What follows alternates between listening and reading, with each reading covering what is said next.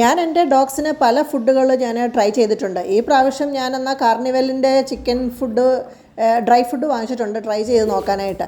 ആർച്ചിക്ക് പിന്നെ കൂടിനകത്ത് തലയിട്ട് കണ്ടപ്പം മുതൽ തിന്നണം എന്നുള്ളത് ഈ കാഴ്ച മാത്രമേ ഉള്ളൂ. അവൻ അങ്ങനെ തിന്നത്തൊന്നുമില്ല സാധനങ്ങൾ. ജൂഡിയാണ് എൻ്റെ വീട്ടിലെ സൂക്ഷ്മദർശിനി.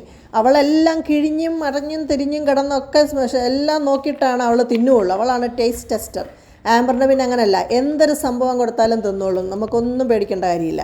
ജൂഡി ഉണ്ടാവും പിന്നെയും വന്ന് ടെസ്റ്റ് ചെയ്ത് നോക്കുവാണ് തിന്നണോ വേണ്ടയോ എന്നുള്ളത്. അവളാണ് ഇവിടെ എല്ലാം ടെസ്റ്റ് ചെയ്തിട്ട് തീരുമാനമാക്കുന്നത്.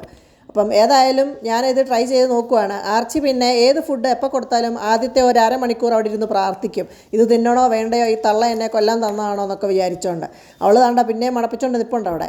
ആംബർ പിന്നെ അങ്ങനെയല്ല, കവർ മൊത്തത്തോടെ കൊടുത്താലും അങ്ങനെ വിഴുങ്ങും. അങ്ങനത്തെ സാധനമാണ് ആംബർ. കൊടുക്കേണ്ട താമസമേ ഉള്ളൂ, 2 സെക്കൻഡിനുള്ളിൽ തിന്നു തീർക്കും. അന്നേരം ജൂഡി ഇവിടെ സൂക്ഷ്മദർശനം നടത്തിക്കൊണ്ടിരിക്കുന്നേ ഉള്ളൂ.